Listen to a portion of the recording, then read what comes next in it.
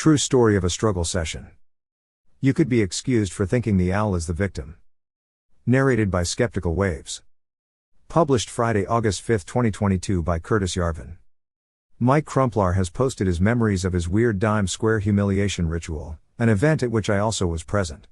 It was definitely a cool, and cruel, experience, like being in a flock of crows, when they mob an owl. You could be excused for thinking the owl is the victim.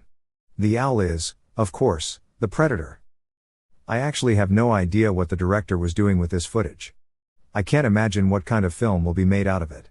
Crump's narration is more or less accurate until it reaches the part in which he takes the lead, at which point it becomes, well, rather self-serving. Let me explain what's going on here. Basically, all dissident scenes are super nice, simply because no one enters the scene to be a striver. But Crumps is a striver, in fact, a predator. He has figured out how to work it. His specialty is one that was all too common in the late Soviet world: get invited to the scene just by seeming super nice and open and friendly, then stab anyone who trusts him in the back with some rotten, half-sharp orc bone of hackneyed regime propaganda that was probably fresh and exciting in 1971. I'll bet he loves to serve as an anonymous source, too. Anything to get good press.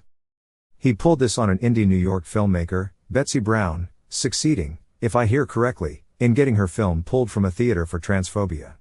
So as far as I can tell, I have no real information. The director of this event, Peter Vack, Betsy's brother, set up this little murder on the Orient Express revenge scene.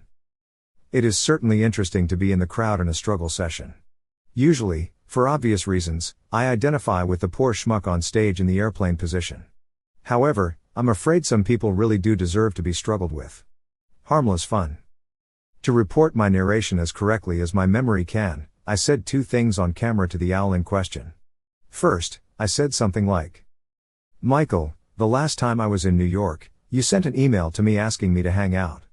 I didn't answer that email. Did you know why?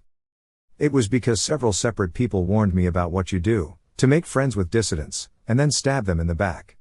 Now I see you've done the same to Betsy. Maybe you should take a moment to think about your mo?" Crumps, somewhat taken aback, managed to produce a wonderful reply, accompanied by a true Peter Struck, cat that ate the canary smirk. "Well, it's working out pretty well for me."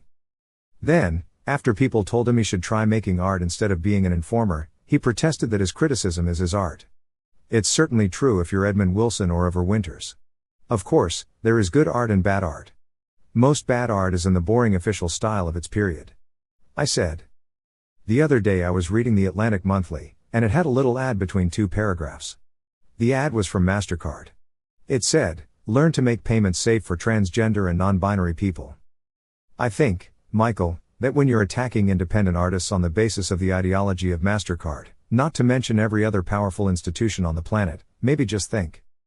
I don't recall a witty response to this one, alas.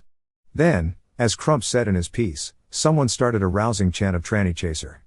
Those who mock the moment have never felt the power of collective defiance of authority, the crows, all together, standing up to the hungry owl. How else, in this day and age, do we become Spartacus? Of course, Crumps is not actually a tranny chaser. He's just a status chaser. But this is boring, and not funny. Whereas the future is funny, and not boring. Sorry, Crumps.